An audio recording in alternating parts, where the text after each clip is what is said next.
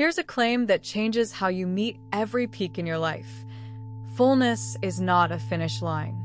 We treat the full moon and every high point it stands for as an arrival, an end, a summit to be reached and held. But look closely at what actually happens tonight. The moon reaches full. The brightest shall be all cycle, and in that very instant, she begins to wane. The peak is not a plateau she rests on. It's a turning point, the exact pivot where growing becomes releasing. She doesn't get even a single night to sit still at full. The moment she arrives, the letting go begins. Tonight is the full moon, August 27th, 2026, in the clear-eyed, discerning sign of Virgo. And the sun sits in gate 59, line 5, intimacy at its most magnetic and most fully exposed. So this is your moon letter about the peak that's really a pivot, and how to do the two things this night actually asks: to harvest what this cycle grew, and to release what you no longer need to carry. Let's open it. Tonight she is full, round, luminous, complete, the brightest she gets, commanding the whole sky.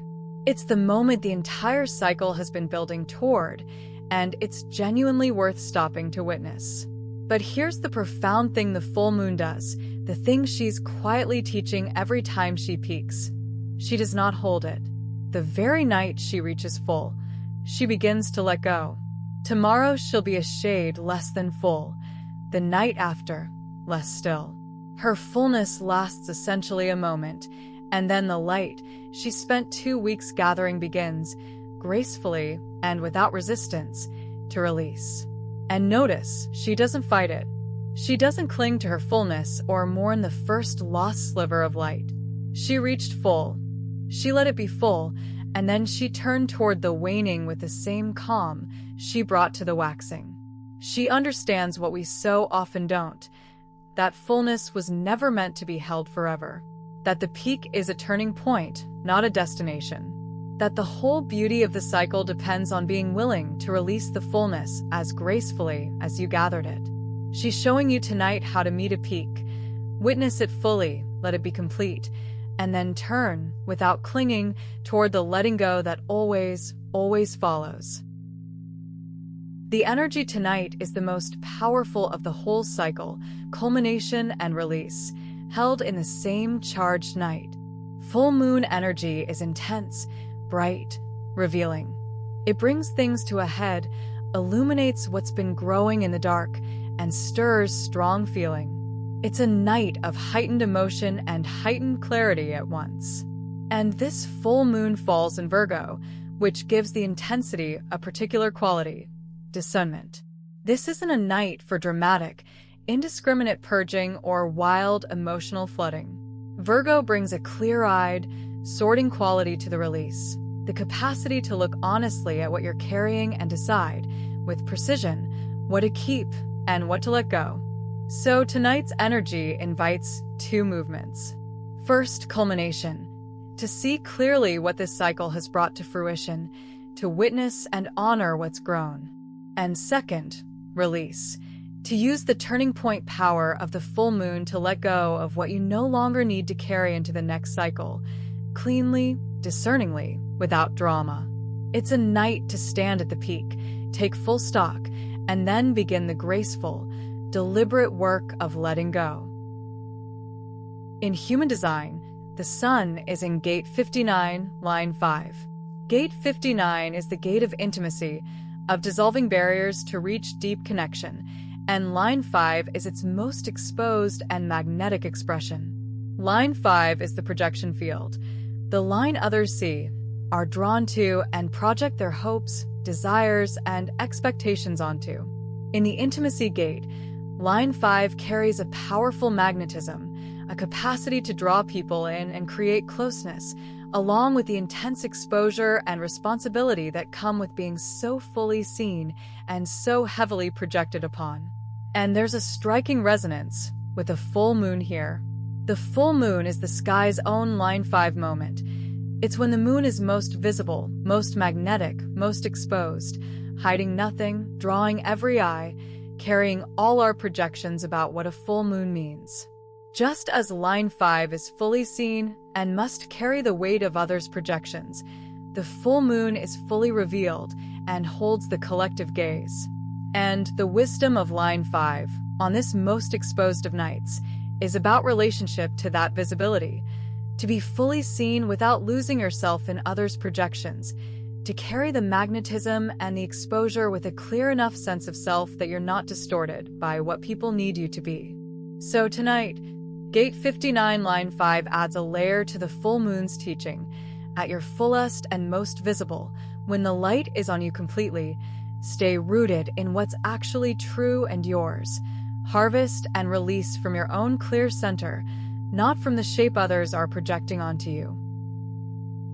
So let's understand why the peak is really a turning point, not a destination, because this single reframe transforms how you meet every high point in your life. The first truth is astronomical and absolute. The instant the moon is full, she begins to wane. There is no pause at the top, no plateau, no night of rest at maximum brightness. Fullness is a single moment, a knife's edge between waxing and waning, and the moon crosses it without stopping. The peak is literally a turning point, the exact instant the direction reverses. Second, and this generalizes the lesson, nothing in nature holds its peak. Not the moon, not the tide at its highest, not the season at its warmest, not the flower at its most open. Every peak in the natural world is a pivot, a momentary maximum immediately followed by a turn. Peaks are, by their nature, transitions. The high point is always also the beginning of the descent, and this isn't a flaw in the design. It's the design. Life moves in cycles, and a cycle with no turning point isn't a cycle at all. Third, here's the practical consequence. Clinging to fullness only turns a summit into a loss.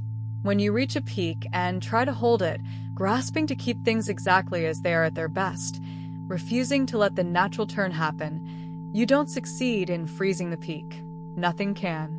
All you succeed in doing is transforming a beautiful culmination into a painful loss, because now you're watching the inevitable waning as a defeat instead of a natural turn. The clinging doesn't preserve the fullness.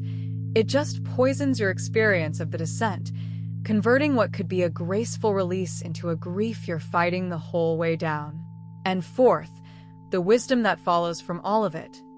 The skill of the peak is to turn well, not to stay. Since you cannot hold the summit, no one can, ever. The mastery isn't in staying, it's in turning gracefully, in witnessing the fullness completely, letting it be what it is, and then pivoting toward the release with acceptance rather than resistance. The people who suffer most at their peaks are the ones trying to freeze them. The people who move through life most gracefully are the ones who've learned what the full moon knows in her bones. Reach the top, honor it fully, and then turn, because the turn was always the point, and the descent is not the end of the story, but the necessary next half of the cycle. So how do you actually do what the full moon asks? Harvest and release at the same time? For moves, 2 of harvesting and 2 of letting go. First, harvest. Name honestly what this cycle actually grew. Before you rush to release anything, take real stock of what came to fruition. Look back over the past cycle, the past month, the past season, whatever arc feels right, and name concretely what grew in you or in your life during it. What did you build, learn, heal, become? What seed planted earlier has now come to fruit. The full moon is a harvest moon in the truest sense, a moment to see clearly what your patient gathering produced. Don't skip this. Most people are so eager to purge and release that they never pause to actually reap what the cycle grew, and an unharvested cycle leaves you feeling perpetually empty no matter how much you produce. Second, let yourself feel the fullness before rushing past it. This is its own discipline. We're strangely quick to move off our peaks, to hit a high point and immediately look toward the next thing, never actually inhabiting the fullness we worked for. Tonight, resist that. Stand in the completion. Let yourself feel, fully, the satisfaction of what's come to fruition before you turn toward the release. A peak unfelt is a peak wasted. Third, release. Name what you no longer need to carry forward. Now the turning. The full moon's waning is your cue to release, to identify what you've been carrying that you don't need to bring into the next cycle. The resentment that's run its course. The habit that's outlived its use. The story about yourself that no longer fits. The weight you've been hauling out of pure habit. Name it specifically. The full moon's turning point power is the natural energy for letting go, and there's no better night to consciously set something down. And fourth, sort with discernment. This is where Virgo's clarity serves you. Not everything should be released, and the full moon energy can tempt people into dramatic, indiscriminate purging they later regret. So sort with care. Keep the seed, release the husk. From every experience, there's usually something worth keeping. A lesson, a strength, a piece of wisdom. Wrapped in something worth releasing, the pain, the weight, the outdated story. The discerning move isn't to throw the whole thing away or to keep the whole thing. It's to separate them, retaining what nourishes the next cycle and releasing what would only weigh it down. That's the full harvest and release. Reap what grew, feel the fullness, let go of the excess, and keep the seed for what comes next. So how do you release cleanly so the letting go actually holds instead of being regripped tomorrow? For moves. First, name the specific thing, not a vague everything heavy. Releasing works only when it's precise. Setting an intention to let go of all my negativity is too diffuse to accomplish anything. There's nothing concrete to actually release. So get specific.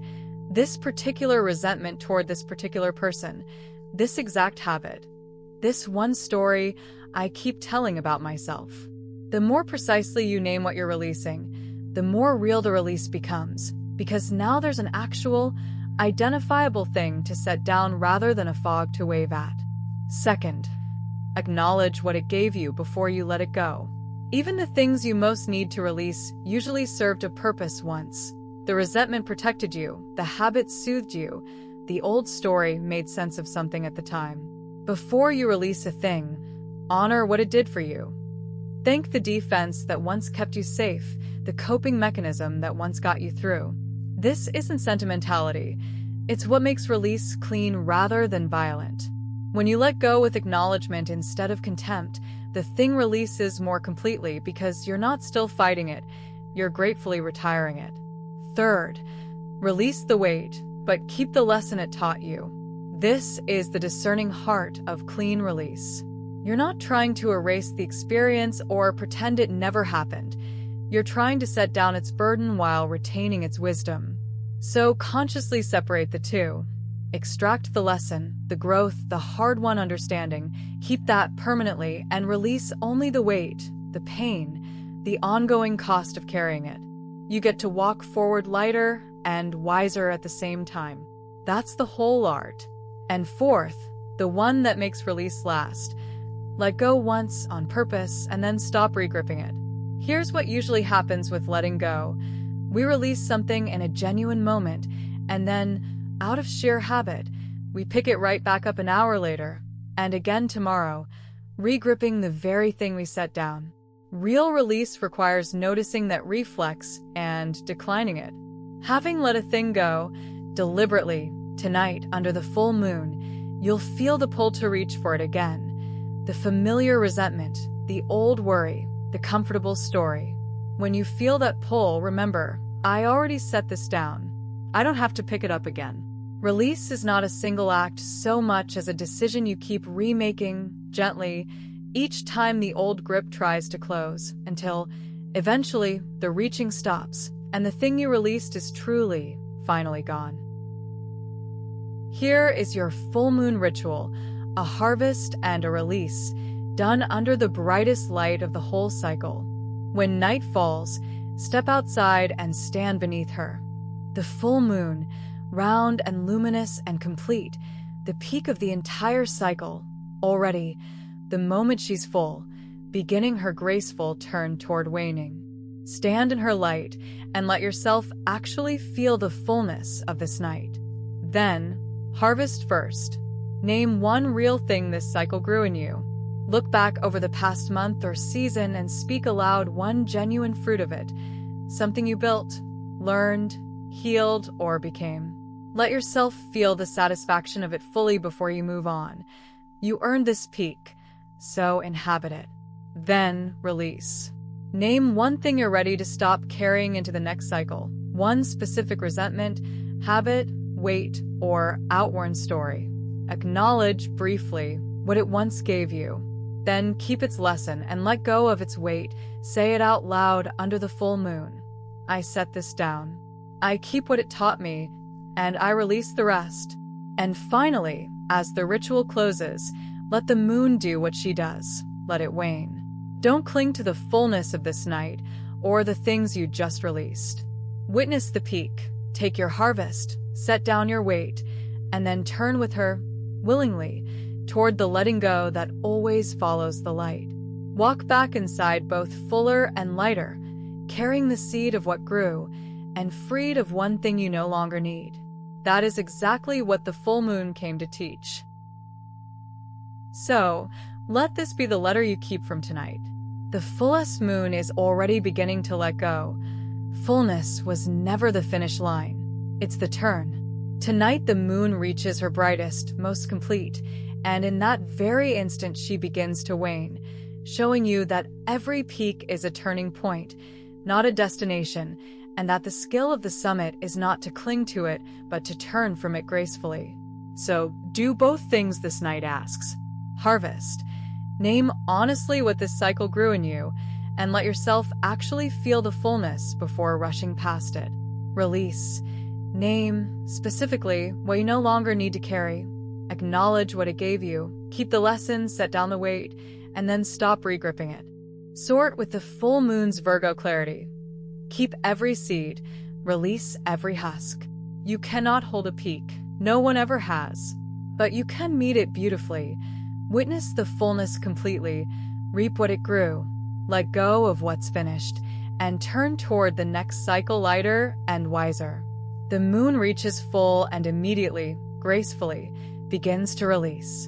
Tonight, at your own fullness, do the same. Thank you for meeting the full moon fully tonight, for harvesting what grew and releasing what's finished. A new letter from the sky arrives every single day, and as the moon begins to wane from here, the days ahead are about integration, rest, and gently carrying forward only what you actually need. Until then, feel your fullness, keep your seeds, set down your husks, and turn with the moon toward the letting go.